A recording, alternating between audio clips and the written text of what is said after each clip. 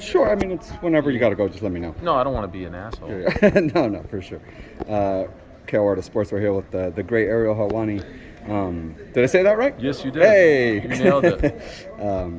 Man, this that just erupted, man, just in their kind of part of the fight game, or just kind of maybe inappropriate. What do you think? I think it's part of the fight game, but I also think that, moms and stuff should not be involved.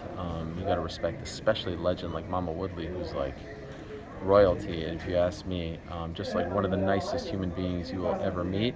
So I don't like to see that. As a mama's boy myself, I don't like to see that. So I give Jake a lot of credit. I just spoke to him, and he said he doesn't like to see that either. So I think trash talk, everything is good. Everything is good, but moms and stuff, I don't love. You gotta keep that out. Yeah. Gotta get your take, man. I know you're a fight fan overall, MMA and boxing. Manny Pacquiao just fought Dennis Ugas on Saturday night. Took the loss, but it's 42 years old, still a legend. What'd you think about that fight? I always feel weird when people try to tell fighters to retire, to hang it up, blah, blah, blah, because who are we? No one's telling me to retire. I mean, some crazy people online might, but you know what I'm saying? Like respected voices. That being said, it is clear that he is not the Manny Pacquiao of old. It's clear that Father Time, like with everyone, has caught up. He's not getting embarrassed. He's not getting knocked out in the first round, but 42? It's just, it's a tough spot. I can't imagine how Errol Spence felt watching that, right? Because he probably felt like, man, that should have been me getting the rub, and I could have probably fought him and beat him and gotten, a whole other platform as a result of beating him. But yeah, if the question is, do I need to see Manny Pacquiao fight again? Do I need it? Do I want it? No, I don't. He's done enough. He's a legend. Nothing will change. Nothing that happens now will change what he did in the past, and I'd love to see him go out healthy and with everything intact and move on to the next phase of his life. With Ugas, it looks like him and Spence, well, obviously between the two of them, they got 3 belts. Well, how does that fight play out when that happens? Well, the other thing is, when's Spence going to be healthy? He has a serious injury. I mean, there's a guy on this card, Daniel Dubois, who suffered a serious injury, not necessarily a torn retina, but a broken eye socket. That stuff is serious, especially if you're a fighter. I mean, there are fighters that I covered back in the day. Josh Koscheck comes to mind, who broke his orbital bone against GSP, and he said that he couldn't feel his mouth, he couldn't feel a side of his face for years afterwards. It was completely numb. So obviously every injury is different, every break is different, but I feel like you got to be careful with that sort of thing. So I hope Errol doesn't rush it. Obviously that would be a big fight now. And I know Ugas has a very loyal following with the Cuban community. Obviously, Spence is an incredible fighter.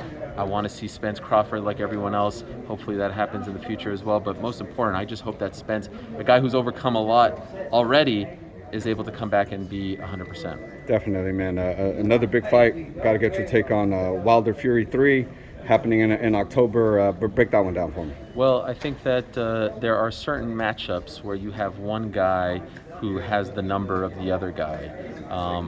For example, in MMA, there was a fighter named Uriah Faber, who was amazing, but every time he fought Mike Brown, he would lose. I think this is the same sort of thing. I don't know why I thought of that fight in particular, but you get the point. I think Fury just has Wilder's number. And I think, obviously, Wilder is allowed to exercise his right to get the fight, to get the rematch, the trilogy, whatever. And obviously that was a smart business play, but I thought his demeanor at the press conference was a little odd. It makes me think that he's not over it. It makes me think that he's still got some things to figure out, and Fury is just as cool as can be. Now, I don't think that will result in a Fury who doesn't take Wilder seriously, because I think Fury understands that there are big opportunities ahead if he gets by Wilder. Obviously, I would have liked to see Fury versus Joshua next, like the rest of the world, but I would be surprised if Fury loses. I think he has Deontay Wilder's number. Does the COVID thing change your opinion about that at all? I mean, it's kind of an unknown, right? Yeah, it is an unknown, and we've seen fighters lose. I mean, DC, my guy, got COVID and he lost, but he looked pretty good. He looked better than he did in the second fight. So we've seen fighters be affected by it. We've seen fighters not be affected by it. It's the great unknown right now. Who the hell knows? But I hope he's okay, and I hope that it doesn't affect him whatsoever. You mentioned Joshua. Joshua has a big fight against Usyk, former unified or undisputed rather, cruiserweight champion. Obviously fought a couple fights at heavyweight, but how does that play out? I like Joshua a lot. I like the new Joshua, the Joshua post loss. I think people rag on him for being boring or using his jab too much. Like, I think that's beautiful, man. I think a big heavyweight like that who is able to be that good of a technical boxer, to me, sign me up. Like, I thought he looked tremendous against Ruiz. I really did. So I'd like to see that fight. I hope it actually comes to fruition. I think Usyk is great as well, great character. Boxing is great, and heavyweight boxing, it's been a while since it's been this interesting, so I'm really looking forward to it. Last one I want to get your take on, man. Canelo versus Plant, unification 168, first one ever. How does that play out? Canelo, he's on a different level right now. He's looking really, really good, coming into his prime. I wish we could have seen this Canelo against Floyd Mayweather back in the day, but Floyd got him a little too early. Much respect to Floyd for that one. He was able to pick him apart when he was not quite ripe, if you will. But I think Canelo has looked great. I thought he looked really good on the back end of his last fight. And, Plant has looked good, and I love these unification bouts. This is what boxing needs. We need more of this stuff. We need less ABC titles. We need less splintering of the belts. We need less politics, less promoters, less sanctioning bodies. I take it back. I like the promoters. I like when there's options. I don't like the sanctioning bodies because they're all a little corrupt, if you ask me. But this type of stuff is very good for boxing, and I'm happy to see Canelo try to get these fights to make these fights happen. Ariel, thanks for your take, man. Appreciate you. Thank you very much.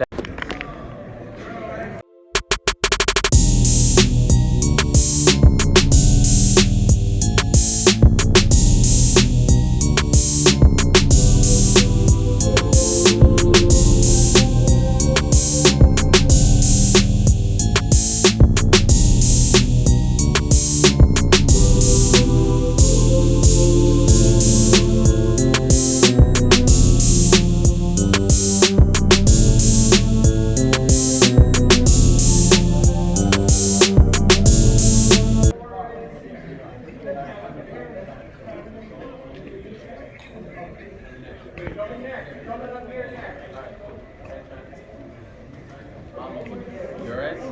You good? I'm good. I I know you. I know it. I know it. You don't need me though. You know I know.